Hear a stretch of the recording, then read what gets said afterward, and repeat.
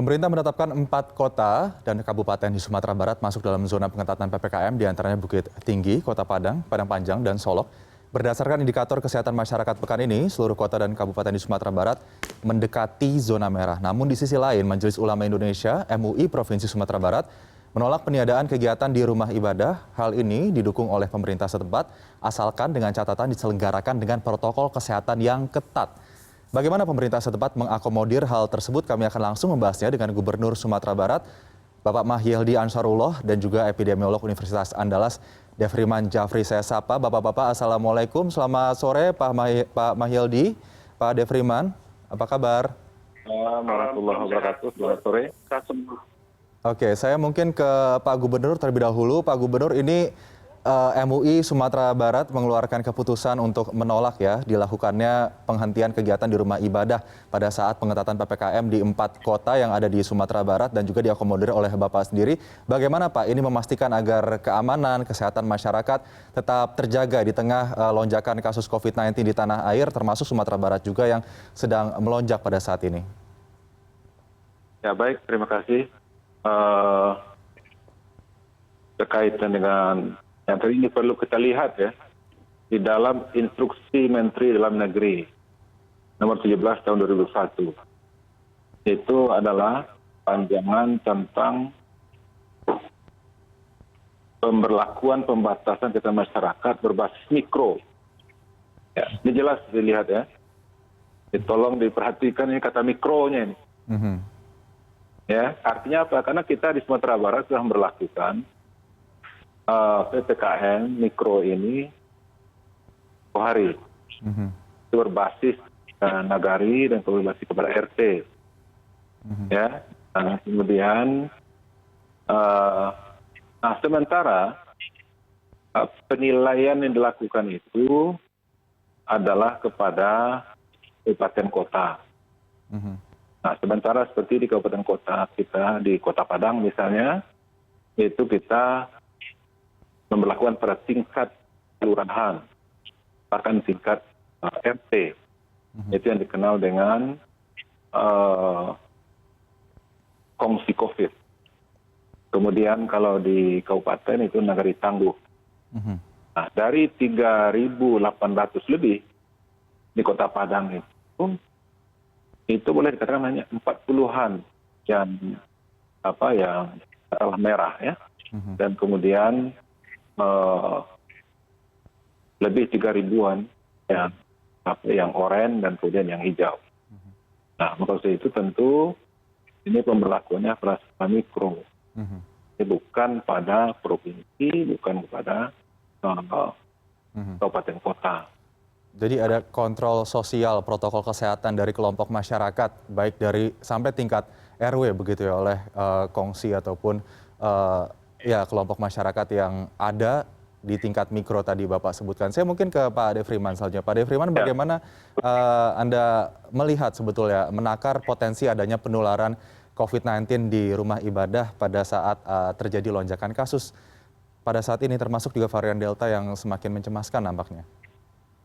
Iya, terima kasih Pak Saldi. Ya, tapi apa yang disampaikan Pak Gubernur ya, ini memang tentu pembatasan itu kan sudah diputuskan memang kan di kata mikro tadi. Jadi memang kalau kita lihat dari potensi penularan di tempat rumah ibadah itu ya sebenarnya potensinya akan sama juga di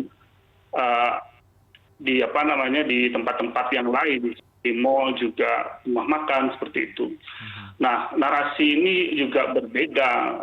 Sebenarnya itu juga waktu ketika Lebaran Idul Fitri, ketika pemerintah ingin memutuskan apakah peniadaan atau dalam tanda kutip menutup tempat ibadah ini gitu. Nah, ini yang biasanya yang kita lihat itu dibandingkan dengan kondisi-kondisi yang ada seperti mall, restoran dan lain-lain seperti itu.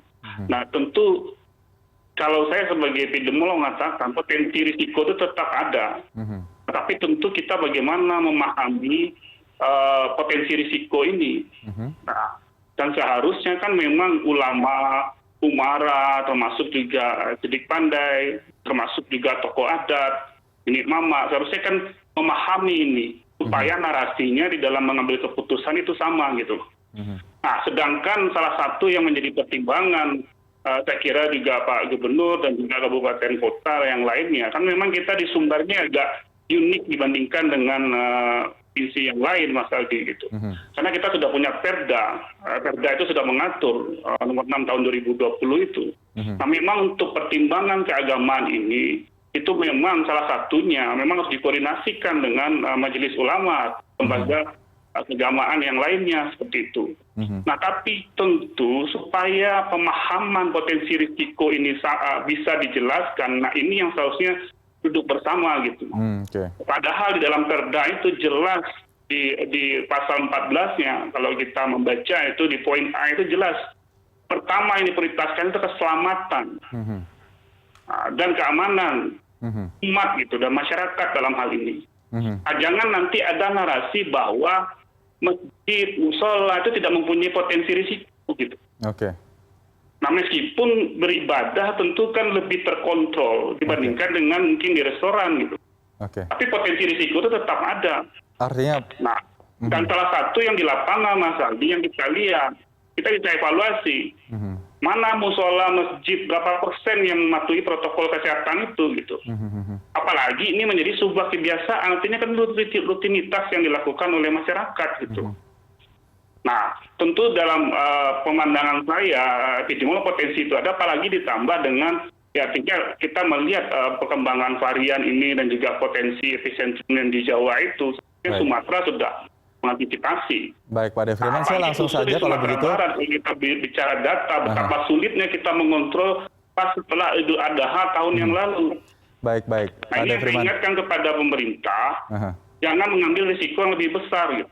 Oke, langsung saja saya minta tanggapannya dari Pak Gubernur. Kalau begitu, Pak Gubernur, bagaimana ini terkait dengan tadi pernyataan dari Pak Devriman terkait dengan jangan sampai ada narasi yang timbul di masyarakat bahwa rumah ibadah ini tidak bisa merisikokan kesehatan atau merisikokan penularan COVID-19 agar ini bisa kegiatan ibadah juga tetap bisa dilakukan dengan aman dan penularan juga bisa ditekan, ada kontrol yang baik, ada komunikasi dan pola komunikasi yang baik juga yang diberikan kepada masyarakat Sumbar.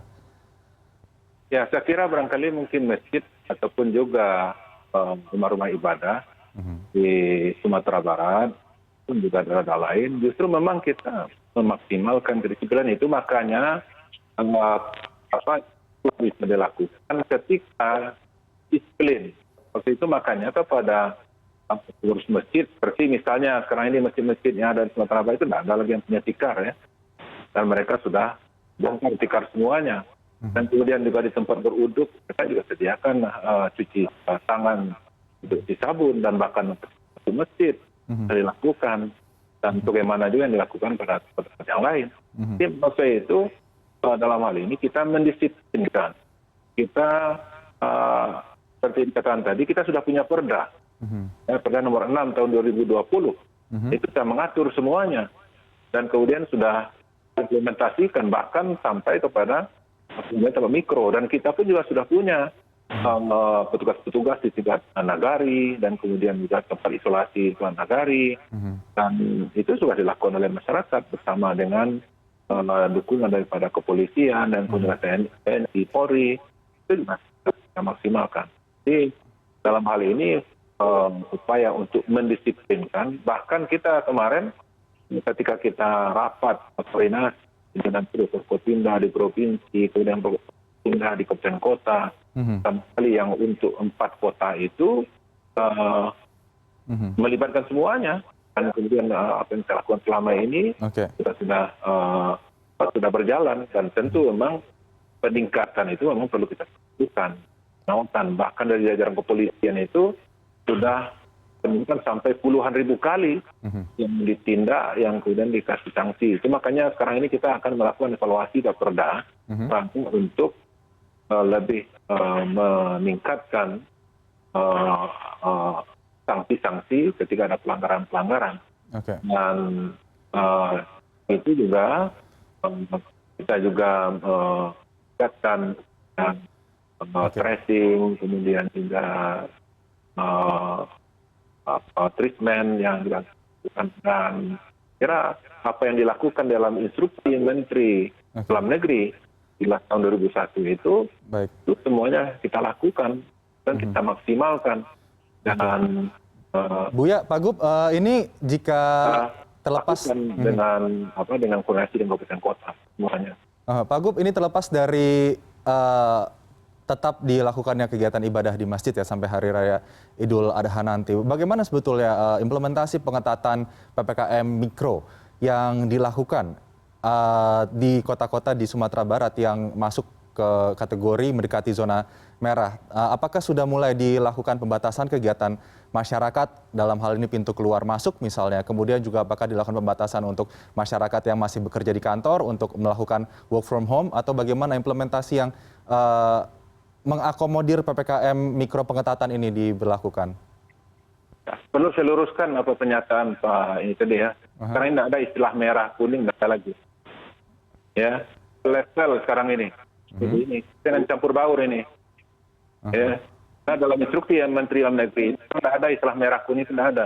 Yang ada adalah istilah level 1, level 2, level 3, level 4. Itu kota Sumatera Barat dimasukkan level 4. Sementara parah itu di Jawa, Jawa ini. Dan dimasukkan Sumatera itu kepada level yang paling tinggi begitu. Ya. Tentunya yang lebih parah lagi itulah di Jawa, di sana itu level berapa itu.